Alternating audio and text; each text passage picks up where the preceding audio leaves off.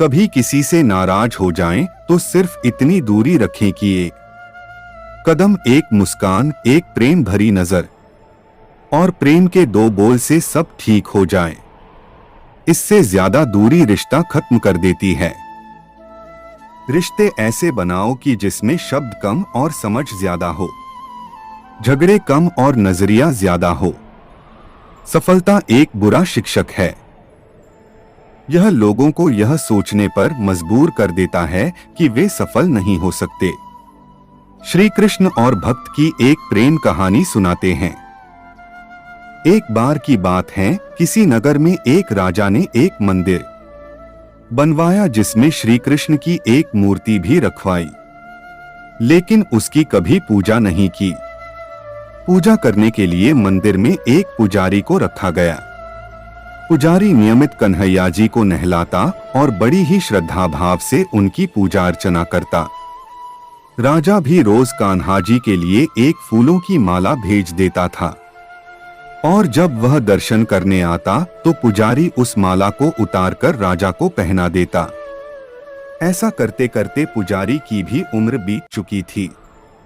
एक दिन किसी वजह से राजा नहीं आ सका तो उसने एक सेवक के हाथ मंदिर में माला पहुंचा दी और कहवा दिया कि आज वह मंदिर नहीं आएगा, इसलिए पुजारी उसका इंतजार ना करें। इतना कहकर सेवक चला गया।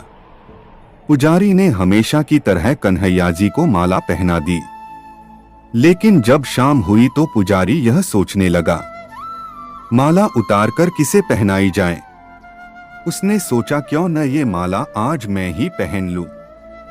वैसे भी मेरी उम्र हो चली है, जीवन का क्या पता कब खत्म हो जाए। इतना सोचकर पुजारी ने माला उतारकर अपने गले में डाल ली, लेकिन इतने में ही सेवक आ गया और उसने बताया कि राजा की सवारी मंदिर में पहुंचने वाली है। राजा की सवारी आने की बात जब पुजारी ने सुनी तो वह डर गया। उसने सोचा कि अगर राजा ने उसे देख लिया तो वह तो मरवा ही डालेंगे। आनन फानन में पुजारी ने माला उतारकर वापस कन्हैया जी को पहना दी।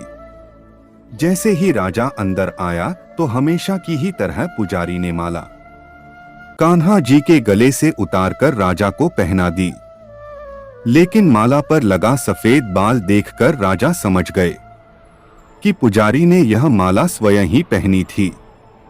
बस फिर क्या था, राजा क्रोधित हो उठे और उन्होंने गुस्से में पुजारी से पूछा कि माला पर सफेद बाल कहां से आया। तब राजा की बात सुनकर पुजारी डर गया और बोल पड़ा, ये तो कन्हैया जी का है। अब तो राजा और भी क्रोधित हो गए, क्योंकि कान्हा तो भगवान हैं और उनके बाल सफेद कैसे हो सकते हैं।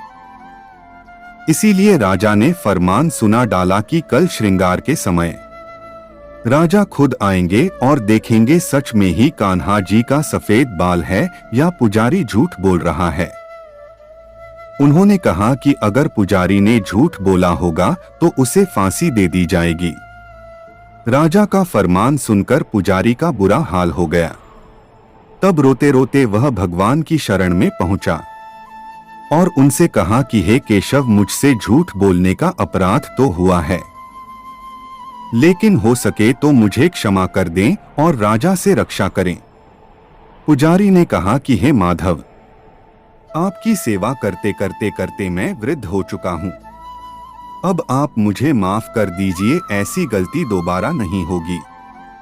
यही कहते कहते पुजारी की न जाने कब आंख लग गई और उसकी आंख तब खुली जब सुबह हो चुकी थी। उधर सुबह होते ही राजा भी आ गया और कहने लगा, आज कान्हा जी का श्रृंगार वह खुद करेगा। ऐसा कहकर जैसे ही राजा ने कान्हा जी का मुकुट उतारा तो देखा कि श्री कृष्ण के तो सारे बाल ही सफेद हैं। लेकिन राजा को फिर भी यकीन नहीं हुआ। उसे लगा कि फांसी के डर से पुजारी ने ही बालों को रंग दिया होगा। राजा ने सोचा कि क्यों न कन्हैया जी का एक बाल तोड़कर देखा जाए। इसके बाद राजा ने कान्हा जी का एक बाल तोड़ लिया लेकिन जैसे ही बाल टूटा कन्हैया के सिर से खून की धारा बहने लगी। यह देखकर राजा भगवान के चरणों में गिरकर माफी मांगने लगा।